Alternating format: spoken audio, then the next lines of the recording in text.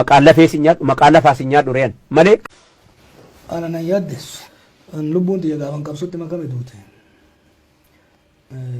miidhaa gaagama dhufu kamiyyuu namni yeroo hedduu nan jedha namni na dirqisiisee qabsoo kanatti na galchu hin jiru filadheen itti seene filannoo hedduun qaban ture waan baay'een baradhe bakka fedhe hojjechuu hin danda'a bakka fedhe biyya fedhe jiraachuu hin danda'a addunyaa kanarratti biyya fedhe hojii kana anatu filate namni na dirqe hin jiru yookiin immoo hojii biraa dhaburraa miti biyya kanatti deebi'ullee anaaf filate osoo namni hin deebinnaan jiru kana gaafan qabsootti seenen lubbuu tufee lafa kaaleetti seene jechuudha. Sadarkaa amma jirutti sadarkaa biyyi sun amma keessa jirtutti ana asii bahu jechuun uummata Oromoo ganuu jechuudha. Hin jiru. Abbaa fedhetu ija diimeessa malee.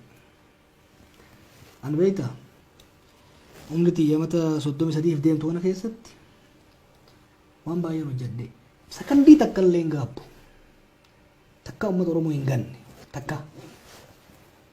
Takka waan beekaa waan uummata Oromoo miidhaan hojjennu.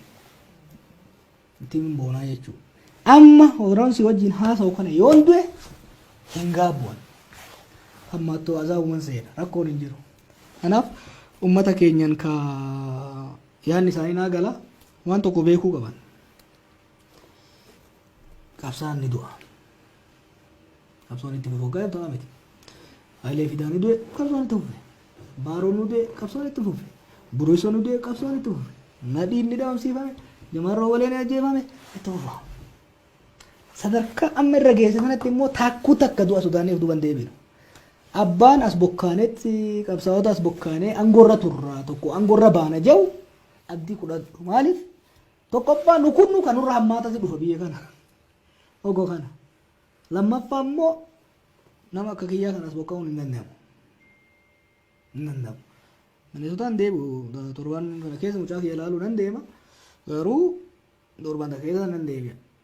Kanaaf anama booda jiruun tiyyas duuti tiyyas Oromiyaa keessa akkuma gaafa duraa jette. Kanaaf uummata keenyanis baay'ee yaaddeenaan jaa.